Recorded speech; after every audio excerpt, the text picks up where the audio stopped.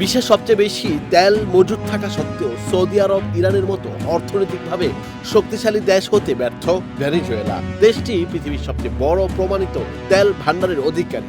প্রায় ৩০৩ billion barrel তেল মজুদ রয়েছে দক্ষিণ আমেরিকার এই রাষ্ট্রে, যা যুক্তরাষ্ট্রের তুলনায় ৫ গুণ বেশি। তবুও দেশটির অর্থনীতি আজ ধুঁকছে।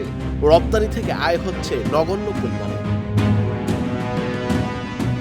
সাম্প্রতিক হিসাব অনুযায়ী ভেনেজুয়েলার ৩০৩ বিলিয়ন ব্যারেল তেলের ভান্ডার রয়েছে। দ্বিতীয় স্থানে রয়েছে সৌদি আরব, তৃতীয় স্থানে ইরান।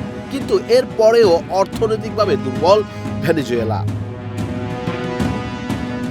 ভেনেজুয়েলার তেলের বড় অংশই অবস্থিত অরিনাটো বেল্টে, যা প্রায় ৫০,০০০ বর্গ কিলোমিটার জুড়ে অবস্থিত। তবে এখানকার তেল অত্যন্ত ভারী ও ঘন, ফলে উৎপাদন ব্যয়বহুল আর বাজারের দামও হালকা তেলের তুলনায় অনেক কম। অন্যান্য তেলের তুলনায় অনেক কম।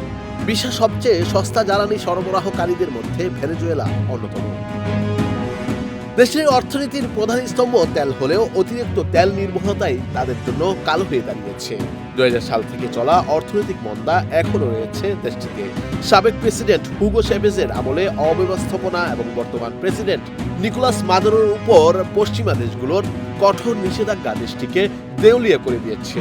একসময়ে সমৃদ্ধ রাষ্ট্রটি এখন আকাশচুম্বী মুদ্রাস্ফীতি, অপরাধ এবং বেকারত্বের এক অন্ধকার গহ্বরে নিমজ্জিত। মূলত ভেনেজুয়েলার আয়ের মূল উৎস তেল, কিন্তু গত কয়েক বছর ধরে তেলের দরপতন এবং উৎপাদন কমে যাওয়ায় দেশটি আয়ের পথ হারিয়েছে। যদিও ২০২২ সালে রাশিয়া ইউক্রেন যুদ্ধের প্রভাবে বিশ্ববাজারে তেলের চাহিদা বাড়লে ভেনেজুয়েলা কিছুটা স্বস্তির মুখ দেখেছিল, তবে সেই উন্নতি স্থায়ী হয়নি।